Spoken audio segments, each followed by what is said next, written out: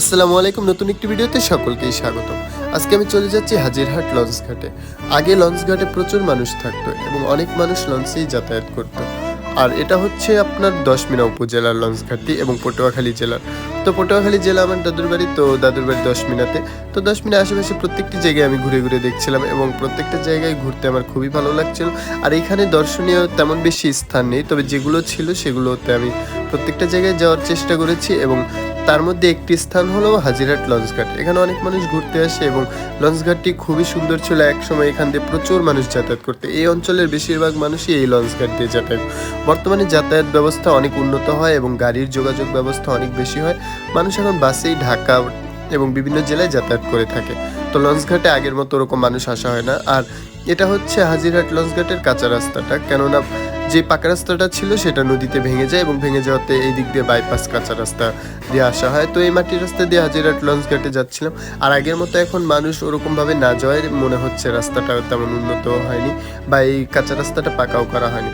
তবে এখানকার রাস্তাটাও অনেক সুন্দর ছিল, কারণ একটু গ্রামীণ পরিবেশের আবহাওয়া ছিল। আর এইখান দিয়ে যে নৌকাগুলো দেখছেন, এটা ছিল আগের পাকা রাস্তা। তো সেটা ভেঙে এখন নদীতে বিলীন হয়ে যায় এবং সেটা নদী হয়ে যায়।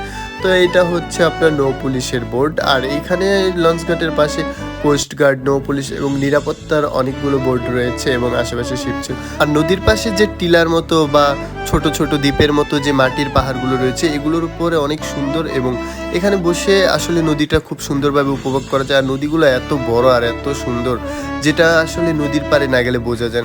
তবে নদীর সব থেকে সুন্দর বিষয় হচ্ছে নদীর সৌন্দর্য এবং নদীর শীতল বাতাস। নদীর এই শীতল বাতাসগুলো আসলে নদীর পাড়ে না গেলে পাওয়া যায় না। আর জেলেদের জীবনযাত্রাগুলো দেখা যায়, জেলেরা কত সুন্দর করে মাছ ধরে এবং জেলেদের যে বোটগুলো আছে এইগুলো আপনারা প্রচুর দেখতে পাবেন নদীর পাড়ে এবং নদীতে চলমান অবস্থায়।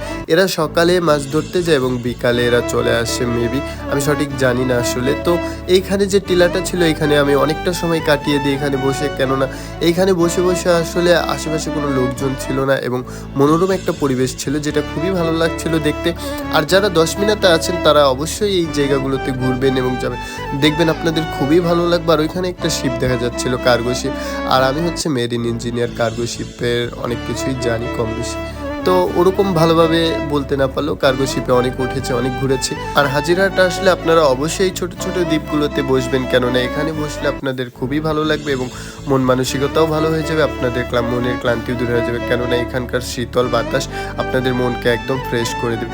আর বর্তমানে যাতায়াত ব্যবস্থা এত উন্নত হয়েছে যে পদ্মা সেতু হয়েছে এবং আর ফেরিঘাটও পার হতে হয় না, যার কারণে মানুষ লঞ্চে খুব কমই যাতায়াত করে, বাসে দ্রুত চলে যায়। এবং লঞ্চ হচ্ছে আপনার লং জার্নি, যার কারণে এখানে সকল ফ্যাসিলিটিসই মজুদ থাকে। তবু এখন লং জার্নি থেকে মানে শর্ট জার্নিটা বেশি পছন্দ করে, যার কারণে লঞ্চে ওরকম যাতায়াত করা হয় না। তবে আপনারা লঞ্চে যাতায়াত করে দেখবেন, খুবই ভালো লাগে। আর এখন তো মনে হচ্ছে যে লঞ্চ মানুষের একটি আবেগের জায়গা, কেননা লঞ্চে মানুষ কম যাতায়াত করে, হঠাৎ করে যখন যাতায়াত করে সেটা তাদের খুবই মনটা ছুঁয়ে যায় এবং খুবই ভালো লাগে। আর জার্নিটাও অনেক আনন্দদায়ক হয়। তো আপনাদের যদি এই ধরনের ভিডিও আরও পেতে চান, অবশ্যই পেজটা ফলো করবেন। আর আমি একজন নতুন পেজ ক্রিয়েট করেছি, তো আমি একজন নতুন কন্টেন্ট ক্রিয়েটর, তো আমাকে অবশ্যই আপনারা সাপোর্ট করবেন।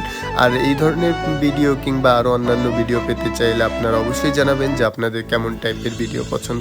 তো আমি আপনাদের ডিমান্ড অনুযায়ী সেই ক্ষেত্রে ভিডিও ওই ধরনের করার ট্রাই করব। তো সকালে ভালো থাকবেন। আসসালামু আলাইকুম।